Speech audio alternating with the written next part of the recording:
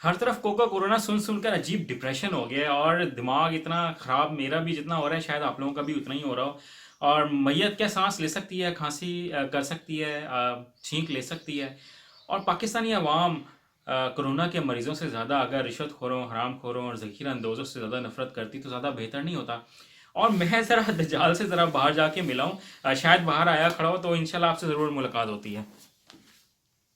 अस्सलाम वालेकुम दोस्तों, मैं हूं सईद उर्फ फारूक, अपने चैनल उमर स्पीक्स की एक और एपिसोड के साथ आपकी खिदमत में हाजिर हैं। दोस्तों, मेरे इंट्रो से आप बहुत हद तक पहचान तो गए होंगे कि मैं आज किस टॉपिक पे आपसे बात करने जा रहा हूं। तो ऑब्वियसली सोशल मीडिया हो या प्रिंट मीडिया हो या हमारे टीवी चैनल्स हों, जितने भी न्यूज़ चैनल्स हैं, उस पर सिर्फ और सिर्फ कोको कोरोना, कोको कोरीना या एक वबाई मर्ज के बारे में जनाब बात कर करके पता नहीं इनका दिल नहीं भरता। ये कितनी और बात करेंगे, कितनी नेगेटिविटी फैलाएंगे मुझे समझ नहीं आती जनाब।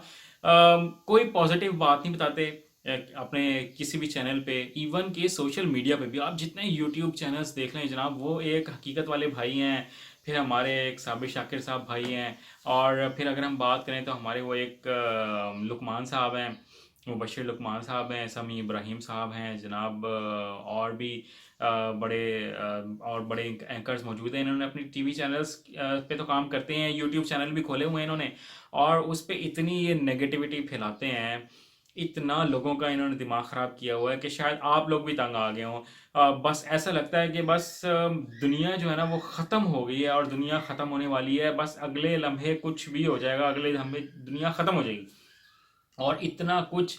और ख़ुद मुबशिर लुकमान साहब की बात करूँ ना तो वो कहते हैं मैं 3-4 दिन से जनाब टीवी चैनल्स नहीं देख रहा क्योंकि बड़ा डिप्रेशन हो रहा था, दिमाग मेरा ख़राब हो रहा था।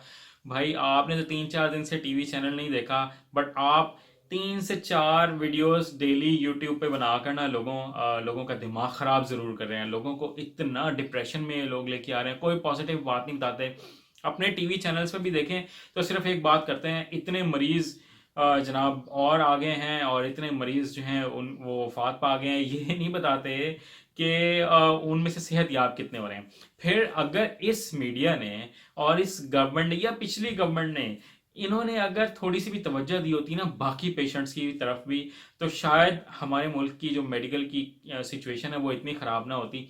मेरा सिर्फ इन लोगों से ये सवाल है कि पिछले 1 महीने से ये कोको कोरोना जो है वो पाकिस्तान में आया हुआ है। अल्लाह ताला हम सबको इससे महफूज रखे। मैं बड़ी ज़बरदस्त दिल से ये दुआ करता हूँ, अल्लाह ताला सबको महफूज रखे, और जो इसमें बीमार भी हुए हैं सबको अल्लाह ताला शिफा याब करे।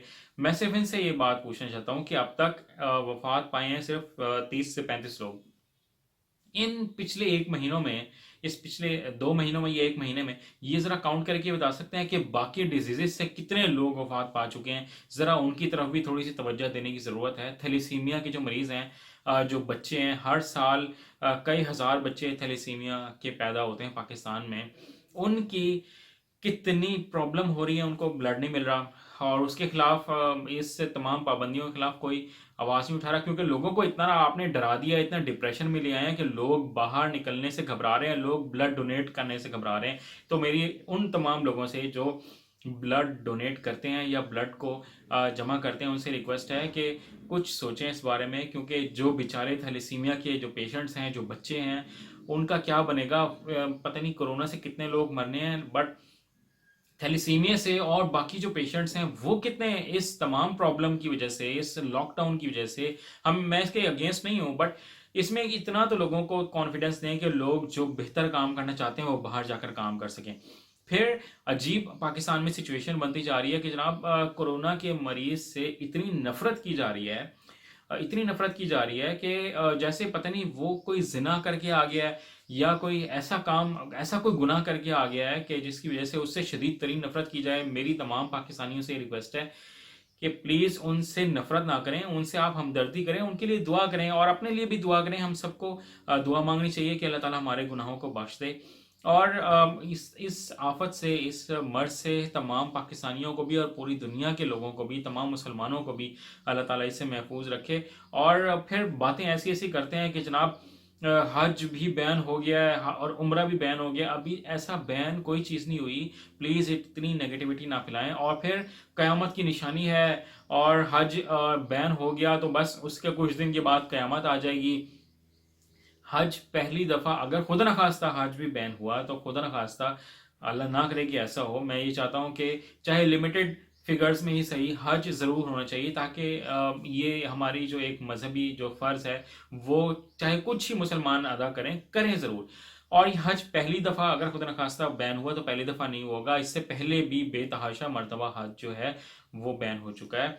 और उसकी वेरियस रीजंस थी, बहुत बड़ी बड़ी उसकी रीजंस हैं। आप चाहें तो आप इसको इंटरनेट पे सर्च भी कर सकते हैं और किसी भी अच्छे आलिम दीन से या मुफ्ती से आप इसको कंफर्म भी कर सकते हैं।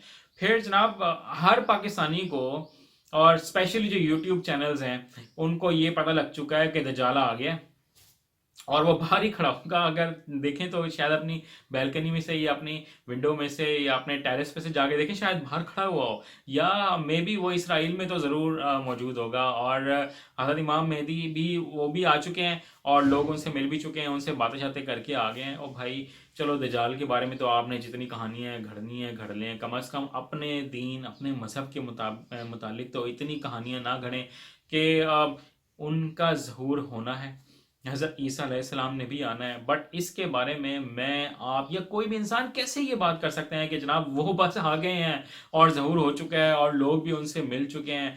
और जनाब हकीकत वाले भाई जो हैं वो तो ये कहते हैं जनाब जो इसराइल के जो रब्बी हैं सबसे बड़े, वो दजाल से बातचीत भी करके आ गए हैं। और यार कुछ खुदा का खौफ करें, इतनी रिसर्च अगर आप इस्लाम के बारे में करते ना तो शायद, और इतनी अच्छी बातें लोगों को इस्लाम के बारे में बताते तो लोग बड़ी अच्छी अच्छी बातें सीख जाते।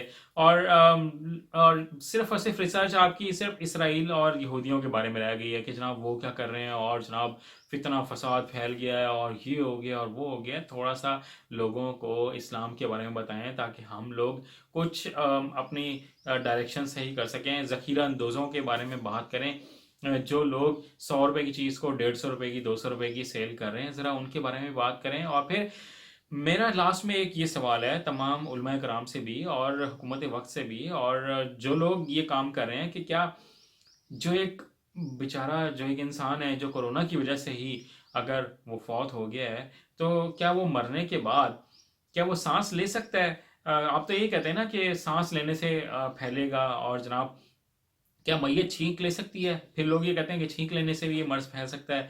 फिर क्या जो कोरोना से इंसान फौत हुआ है, इस मर्ज से जो फौत हुआ है, क्या वो खांसी ले सकता है? उसको इतनी उसकी मैयत की भी हम लोग क्यों इतनी तस्लील कर रहे हैं कि लोग उसके जनाब जो जनाजा भी हो रहा है उसमें सिर्फ 3 से 4 लोग हैं, चलें ठीक है बात यहाँ तक भी, बट उसकी वीडियोस बना बना के अजाब आ गया है, लोगों को डरना चाहिए। पता नहीं यार, वो जो बेचारा जो फौत हुआ है वो शहीद है, क्योंकि वो इस मोजी मर्ज में फौत हुआ है।